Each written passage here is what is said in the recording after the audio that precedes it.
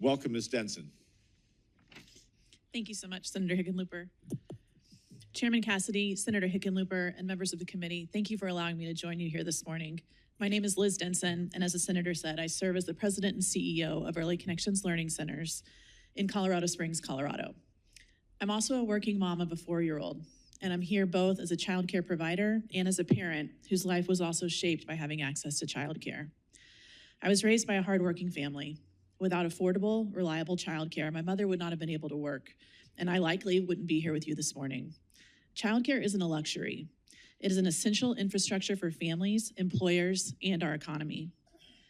Early Connections is celebrating 129 years of providing services to Colorado families. We operate 4 centers, partner with family childcare homes, and participate in Early Head Start and Head Start, Colorado's Universal Preschool Program, and the Child Care and Development Fund through Colorado's Child Care Assistance Program, or CCAP. My testimony focuses on what CCDF looks like on the ground and what happens when that funding is disrupted. Childcare is foundational to workforce participation. Parents cannot work without safe, reliable care. In Colorado, more than half the state lives in a childcare desert, and only about 7% of eligible families receive assistance.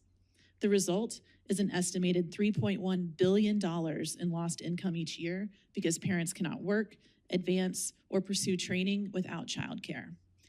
To make this real, I'd like to share a brief story of one family we serve.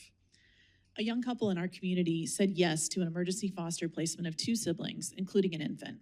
Saying yes also meant figuring out how to keep working while supporting children in crisis. Because of CCDF-funded childcare, they were able to do both, maintain their full-time jobs and follow their hearts to support children who desperately needed a safe and stable family.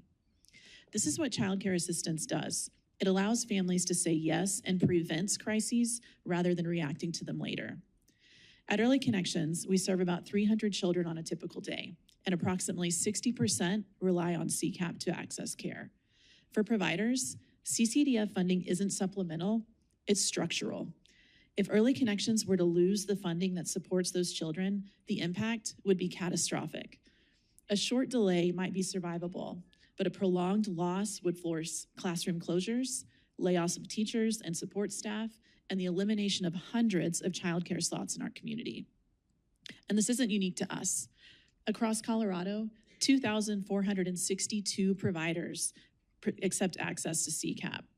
Most serve a mix of subsidized and privately paying families, and many would be unable to remain open without CCAP funding. If providers lose all of their CCAP children, many would lose a large share of their enrollment. And in many communities, there are simply not enough families who can afford to pay private tuition to fill those seats.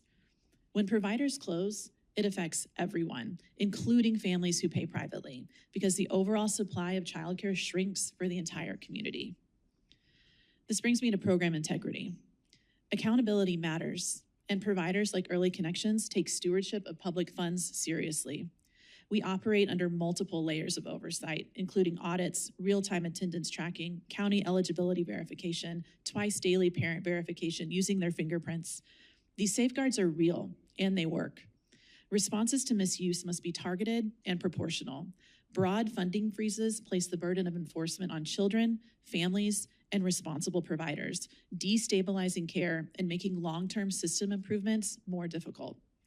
The real challenges in childcare are affordability, access, and quality.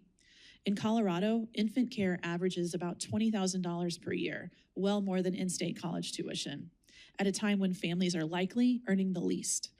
Providers cannot expand access, improve quality, or raise teacher wages without predictable public investment. Childcare is essential economic infrastructure. When it is stable, parents work, businesses retain employees, and children thrive. When it is disrupted, the consequences ripple for years and across generations. As you consider CCDF policy, I urge a balanced approach, protecting public funds without destabilizing the system families and employers rely on. The path forward is increased investment, effective oversight, and a shared commitment to affordability, access, and quality. Thank you for the opportunity to be here. I welcome your questions.